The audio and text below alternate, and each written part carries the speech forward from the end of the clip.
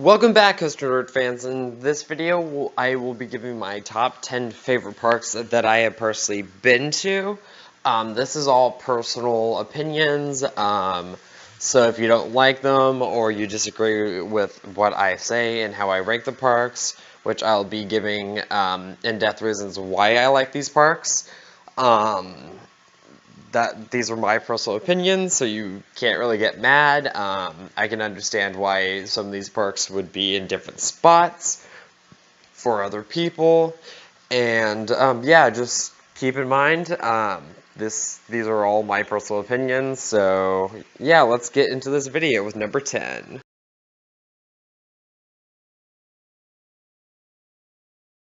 Starting off at number 10 is Dorney Park. This is a small Cedar Fair park in Allentown, Pennsylvania, with a fairly good collection of B&M roller coasters. I mean, they have a B&M invert with Talon and a pretty good B&M floorless coaster with Hydra the Revenge. Those are their two standout attractions. And overall, I just love this park for its small charm that it has to it. Out of all the Cedar Fair parks, you could definitely tell that they are gearing towards the roller coasters and stuff. But Dorney, on the other hand, really felt like they were gearing towards everyone. They weren't just focusing on one people group and trying to build the biggest and fastest and largest rides. I mean, Hydra is probably one of the shortest floorless coasters, yet it was still really enjoyable. And Talon is one of the shortest inverts, but it was still up there with one of the best inverts that I've ridden. But anyway, this small park is just overall really nice. It has a lot of good pictures to take, and you can send to your friends, photo ops. But overall, this park is just really nice, really kept up. Cedar Fair has done a phenomenal job. And of course, I can't go without saying this park has that trout pond that I really did enjoy feeding those trout. And it was pretty cool to see how close you can actually get to those fish. And also, it's pretty cool how they still have one of Intamin's original drop towers slash drop roller coasters with Demon Drop, whatever you want to classify it as. But anyway, I thought this park was really good, and it's definitely an underdog compared to the rest of its competition that it has to go up with the Cedar Fair Park.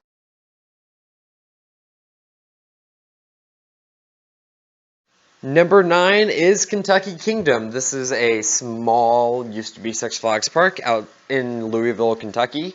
And this park has some pretty nice charm to it. It opened back up a couple years ago, and it has by far one of the best 1-2 punches that I've seen in a park with Lightning Run and Storm Chaser. That already is a phenomenal 1-2 punch to begin with. But they actually have one of my favorite den coasters I've ridden, alongside with their pretty bad SLC. But that would be Thunder Run, and I honestly thought that ride was pretty good as a third choice pick, which this again is the last time I went to Kentucky Kingdom. That third choice pick would obviously be now Kentucky Flyer. So overall, their top 5, their top 4 are pretty decent rides, and then you got T3, which is definitely a meme for the park. And I feel like they've really taken dedication to how bad it actually is. And I kind of appreciate how they can just make one of their really bad rides into basically a little joke. Also, this park's super friendly. They've never really disappointed me the few times that I've been.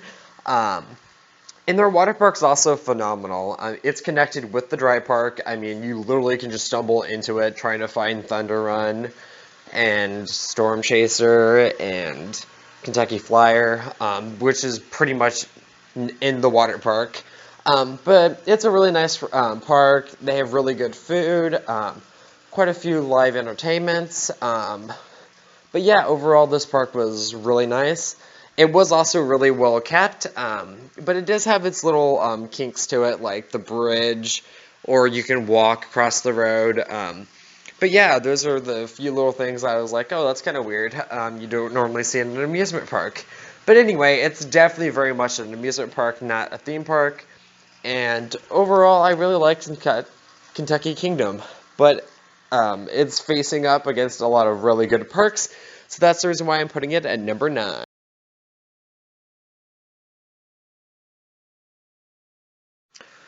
At number 8 is Holiday World. If this was me last year, I would have said Kentucky Kingdom was better. But I feel like Holiday World is a lot better than Kentucky Kingdom, which is kind of an unpopular opinion. Reason being is you got Raven, which is by far one of the best wood coasters in the world. You got Voyage, which is definitely top 3 best wood coaster in the world. And you got Legend, which I thought was okay. I'm not the biggest fan of Legend, but I know a lot of people that really do like Legend. But for what it is, it's definitely not that airtime thrill machine. It's kind of like the wannabe GCI. But of course it's not, but it's a lot of fun. And then you got Thunderbird, which is seriously one of the best wing coasters I have ridden. And I've ridden Gatekeeper and Wild Eagle at Dollywood and Cedar Point. So overall, I thought they had some of the best rides of their kind, which is really nice. Also, most people wouldn't really think of it as a theme park, but I really do like the overall effort and theme that they put in at Holiday World. Their food is also really good. Can't tell you guys not enough that it's amazing. Most people will say that the can't remember the exact restaurant, but at the front of the park in the Christmas section, there's a restaurant that's the best restaurant, but I kind of disagree. I think that the Thanksgiving section's Pilgrim's Eatery place, don't remember the name of that either, is the best restaurant at the park. And then you can't go out without Holiday World, talking about Holiday World without talking about their water park, which is one of the best water parks in the world. With now 3 water coasters, which is really interesting to think about, plus also some world-class attractions in that water park. On top of that, you can't beat the free drinks, but overall, their merchandise isn't as good as Dorney or Kentucky Kingdom, but I really do enjoy the merchandise and the overall park experience, and of course, the employees are super nice. So, if you're in the area next to Kentucky Kingdom or Kings Island, definitely head up Holiday World, because Holiday World is definitely a underrated park in my opinion. But yeah, that's it for Holiday World.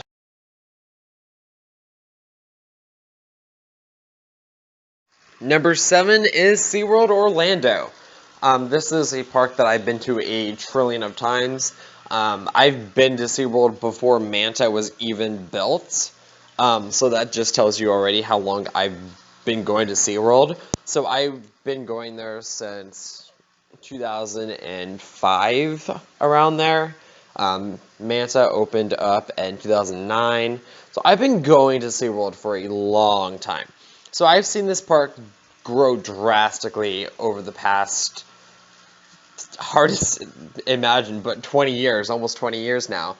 But this park has just been dear to my heart. They have done phenomenal with their theming.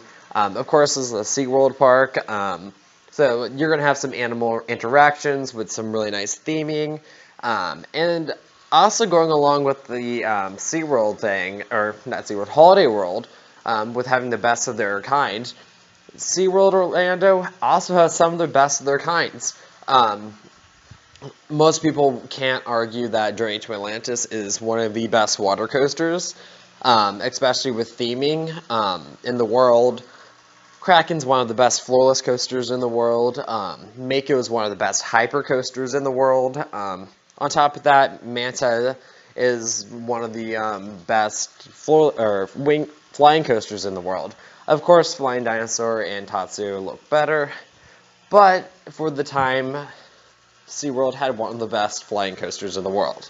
On top of that, this park's just always been really clean, good shows.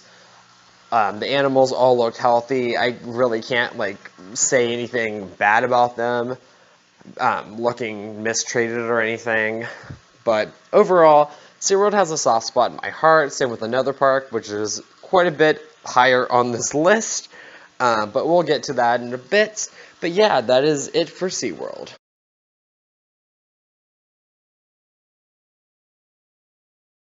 Number 6 is my home park of Kings Island.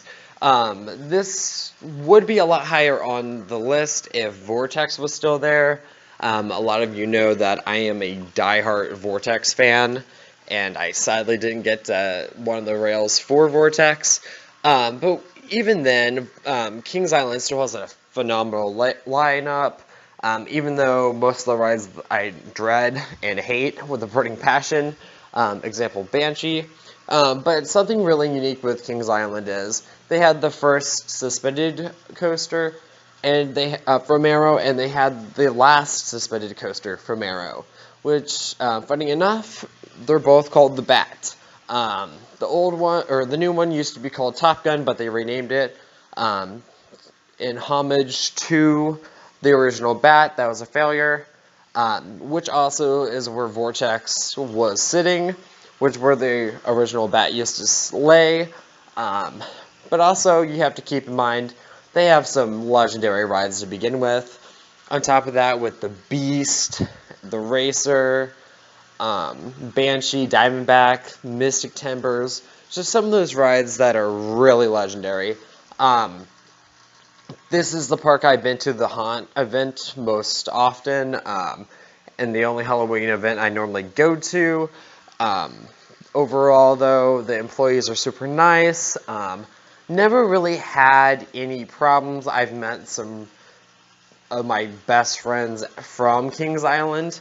But overall, what really kept this park from being in my top 5 was basically with the thing of taking Vortex out at such a random notice. Totally understand why they did it. It's just kind of a thing that I'm most sad about with Kings Island. And yeah.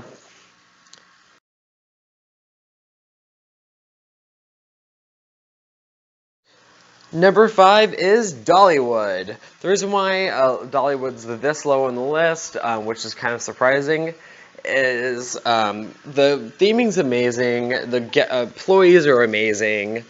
Overall, I love Dollywood. It's just the fact, if we look farther into the lineup for Dollywood, it really doesn't have that elite of roller coasters. I mean, Lightning Rod's about it.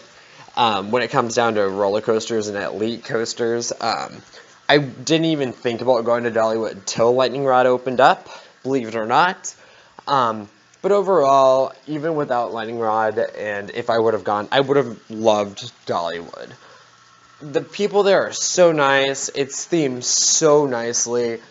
They do some amazing Christmas lights, and they do different festivals, and overall they keep the park up really, really, really well. The rides are also kept up fairly decently. They try to put them in tip-top shape. Example, what they're doing with Lightning Rod right now. And overall, you can't really go wrong with Dollywood. But also, if you go to Dollywood, don't forget to eat the cinnamon bread, because it really is as good as advertised. And it will line up fast, because that's how dang good it is. But Dollywood's just one of those parks that you either come up kind of disappointed because the main attraction's not going to be open with Lightning Rod, or you really enjoy your time. I did spend 2 days at Dollywood, and in 2017, I believe it was either 2016 or 2017, but I'm pretty sure it was 2017. But I really enjoyed my time, and the employees were super nice. They were willing to just talk to you, and overall, I would highly subscribe Dollywood.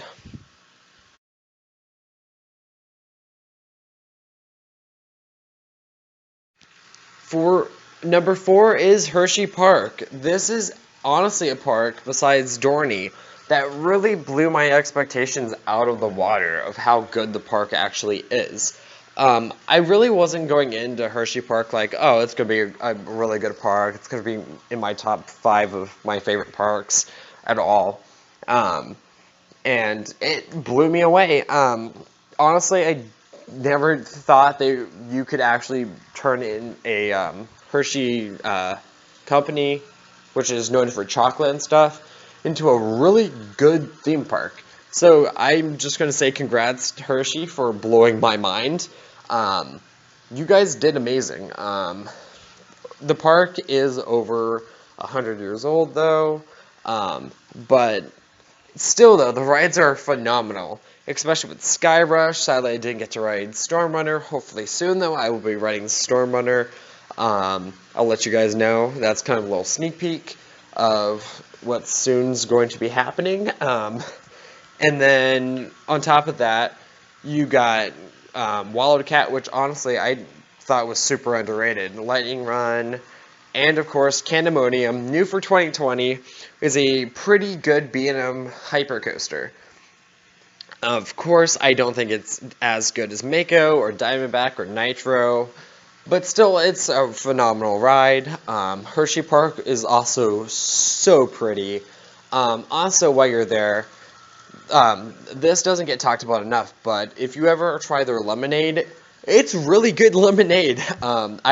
It's worth the $5, $6, whatever it was. The cup is kind of small, though. That's my only complaint. But the lemonade is phenomenal. I had like 3 glasses of it, so it was pretty good. And I'm not normally a person that likes lemonade at all.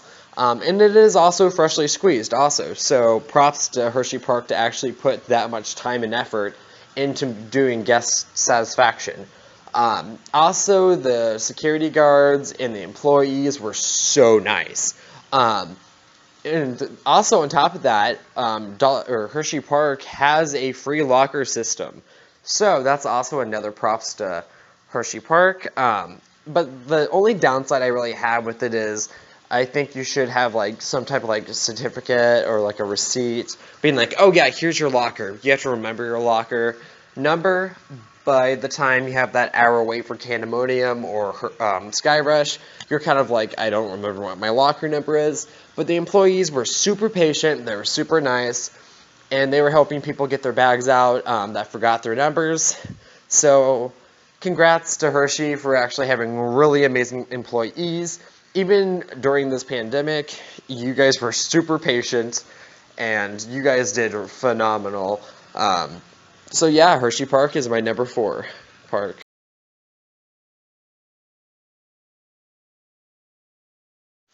Most people are going to probably be surprised why this is kind of this low, but I'll get to why in a second. But Busch Gardens, Tampa. I love this park. I've also grown up with this park along with SeaWorld. I've been going there since 2012, about the same time as Cheetah Hunt being built. So, and that's when I was also first introduced into roller coasters, really. I went to SeaWorld not for the roller coasters, just to see the animals. But I rode my first big coaster, which was SheiKra. And that's when my life turned around. So that's the reason why Busch Gardens has always been my favorite park. I mean, yeah, sometimes it gets boring a little bit, but I wouldn't even say that. It's just always exciting to go no matter what. And the reason why I don't vlog them much is because I feel like it gets boring for you guys, seeing the same thing over and over again, since I'm always at Busch Gardens, Tampa. And on top of that, it has my favorite invert coaster with Montu. It has probably my favorite premier launch coaster, Tigris, one of my favorite dive coasters, SheiKra, and definitely one of the best B&M sit-downs in the world with Kumba. I will say, though, there's some stuff that definitely needs to be changed, like they do need to overhaul their Congo River Rapids. That definitely needs a revamp. They need to retheme it 100%. But I'll go into another video talking about that later. On top of that, though, this park is overall just amazing. It has the animals. I will say, though, they do need to get a few more flat rides. and some kiddie rides, of course, for the kids. But Busch Gardens is definitely the thrill capital of the South. And when I mean that, I mean south of Georgia. I haven't been to Carowinds yet, so don't really have any opinion on that. But for now, I'm saying Busch Gardens, Tampa is the thrill capital of the South till I get to Carowinds, and then I'll make my decision from there. But I think it's pretty good argument, though, on what the thrill capital of the South is. And for me, it is Busch Gardens, Tampa.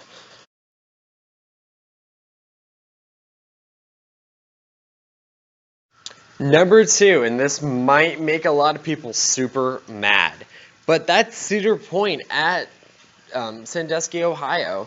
The reason why this is number 2 is because number 1 combines my 2 favorite parks, which are Cedar Point and Busch Gardens. And you guys probably know which park it is, but let's talk about Cedar Point. Cedar Point has one of the best collection of roller coasters in the world.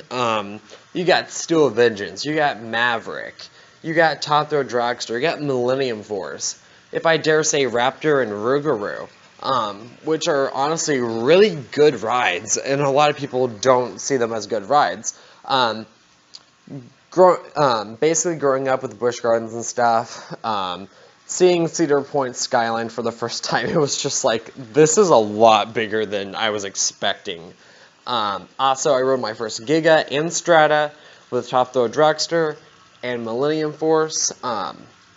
And Maverick was amazing, and overall, it was just a really fun experience. I stayed in Hotel Breakers, so if you ever stay at Cedar Point's resorts, do it. So good. It's expensive, but it's really fun. You can also play on the beach and stuff and get some really good pictures of the rides outside. Make sure you don't walk around across the road, because they will stop you and you could get arrested. But for the most part, I was able to get some really good pictures of Millennium Force because it was like right outside the beach against Cedar Point shores. But overall, Cedar Point is really good. The employees are also really nice.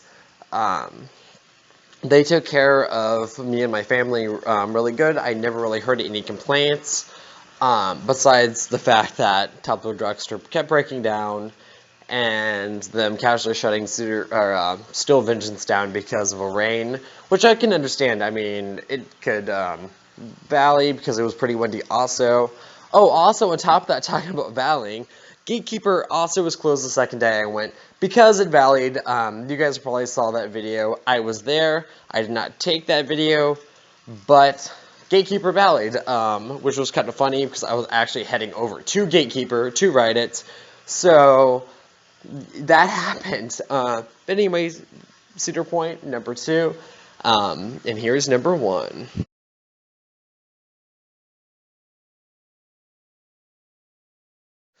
Number 1, and this really shouldn't be a surprise, is Six Flags Great Adventure. This park is amazing. It has my number 1 favorite coaster, which is El Toro. It has Kingda Ka, which is a phenomenal strata coaster, and if I dare say, is more reliable than Top Thrill Dragster, which is, I never thought I would say. Also, Nitro is a phenomenal ride. I was going in expecting it not to be that good. I thought Nitro was really good. I mean, yeah, they have a lot of clones, but so what? They have a Superman clone, which was really good, a Batman clone, which I thought was also really good. Not as good as the one in Over Georgia for both those rides, but still pretty good. And then my first 40 free spin, which I thought was phenomenal. I loved Joker. I thought it was a really fun ride. I didn't think I was going to like it too much. It turned out to be one of my favorites. Also, a lot of people always say that Six Flags is like garbage. I mean, yeah, they don't have the theming like Cedar Fair does, or SeaWorld for that matter. But honestly, it's a really good park. The ads really didn't bother me that much because I was just focused on the rides. The employees I thought were really nice. Overall, my experience was really good. I didn't get any rude interactions. I mean, yeah, in casual Six Flags fashion. Some of the food places were pretty slow. But again, this was during a pandemic, so you can't really get mad at them too much for that. But their operations were really, really good and really fast. Also, the employees were willing to talk to everyone. I had a question.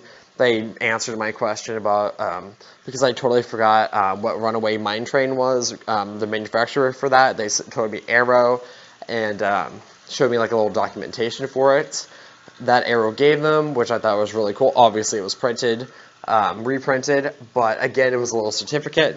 And overall, I just thought the employees were super nice. They were trying to make everyone's day better, and I just applaud them for that. I will say, though, they definitely need to get a new kids area. It's definitely not the best shape. But for a thrill perspective, I thought they did phenomenal. I liked how they were trying to space it out between Nitro and Kingda Ka and El Toro, but I feel like the east side of the park has a bit more rides to it than the west, but that's just my personal opinion. But overall, it had the exact, for some of the parts like the Golden Kingdom and totally forget what it's called, but the Hispanic section of the park was really themed. Like, they had tacos in their, I don't want to say Mexico because I'm not 100% sure. I don't remember what it was. Something Carnival. But I know El Toro means the bull in Spanish, so I'm going to use Hispanic. But they did also have Hispanic foods, which I thought was really cool. And then for the Golden Kingdom, where Kingda Ka is, they actually had it really themed also, which I understand that's the old Six Flags. But even then, if we're going to look at the new Six Flags, I thought they did a really good job with Wonder Woman, Golden Lasso, and Joker. The queue was really nice, honestly. So yeah, that's my #1 pick for my favorite park. Leave a like, leave a comment, and we'll see you guys out in the queues.